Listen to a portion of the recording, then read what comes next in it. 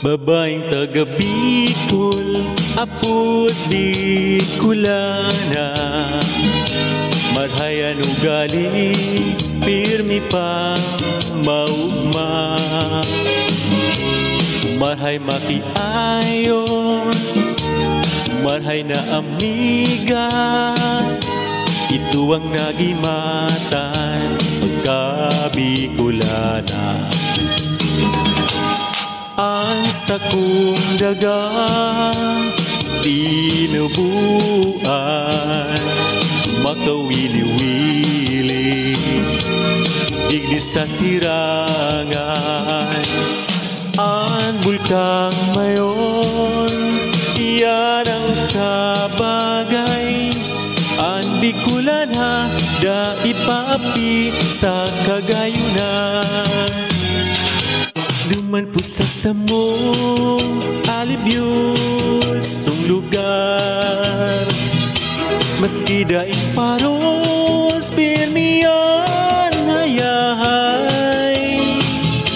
Kung sisay sa indo, anasasakitan. Dumuman sa samong tulos mamayan. Kung sisay sa indo, anigwang panuga. Sa Peña Francia, sarong Domingong celebran. Sa Salog Canaga, prosesyon maugma. Pagbilog ni bulan, bulan na Setyembre.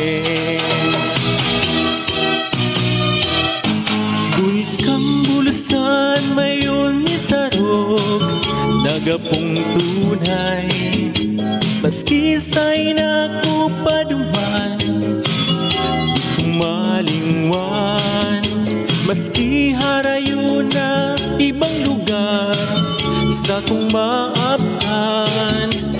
Luha sa mata ko, minabulos ko'n narumduman.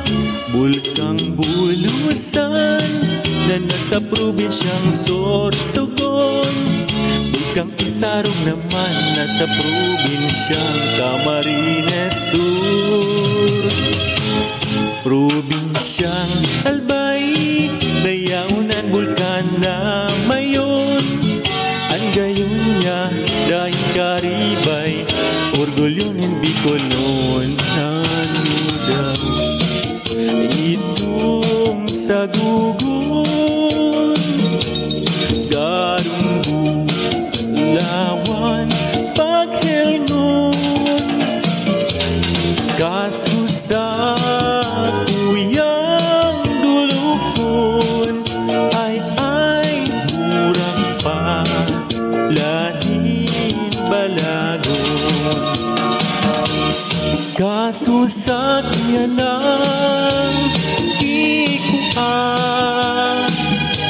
sarong boses sanag sayuman. Hariman ako pagwaan, ay purang pa lahi Maria.